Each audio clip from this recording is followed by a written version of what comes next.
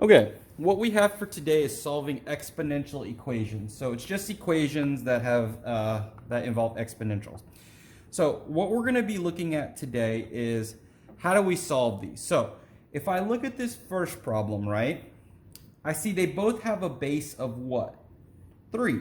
Since these bases are the same, I can go ahead and cross these off, and then I can just write the exponents like that. Okay, and then I can just solve this. So I have variables on both sides, so which one am I going to move? I'm always going to move the smaller ones. I'm going to go minus x minus x. This is 6 equals x minus 3, and then solve this, plus 3 plus 3. I have x equals 9. Okay, so that one was simple. The bases were the same. Good to go.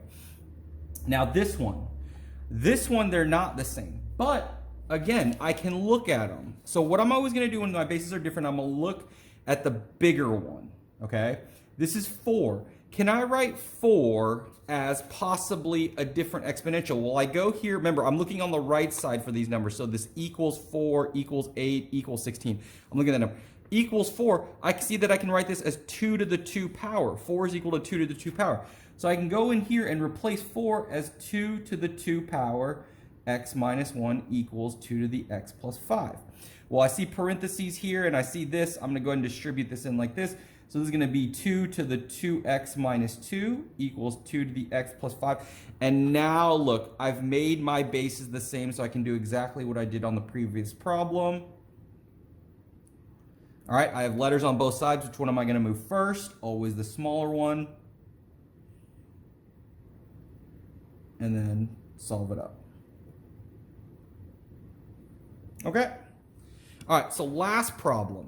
So again, I look here, this is a fraction, but I know that, remember, whenever it's a fraction like this, I'm going to think it's going to have a negative exponent in the end, but we'll get to that. So we start with the bigger number, and I know that this is a fraction, so this is really actually small, but I'm just looking at this 125. So 125, I'm going to see if I can find an equals 125 anywhere on my chart. Let's see, equals 125. I see one right there. It equals 5 to the 3. So I can write this as 5 to the 3. But since it was a fraction, it has to be 5 to the negative 3. Okay? Equals. Now, but you're like, Mr. Dow, this is a 25. Well, let me see if I can find 25. Let's see, equals, oh, I see equals 25 is 5 to the 2. So in some cases, you might have to change both of my base numbers. Okay? So again, I see parentheses. I'm going to go and distribute this in. So I'm going to distribute it like that. So this is 5 to the 4x minus 2 equals 5 to the negative 3. My bases are the same now. I'm good to go, so I can cross these off. And then I got 4x minus 2 equals negative 3, and then go ahead and solve this up. So 4x equals negative 1, divide by 4, divide by 4. Remember, Mr. Dow likes fractions, so let's just leave it for him like that.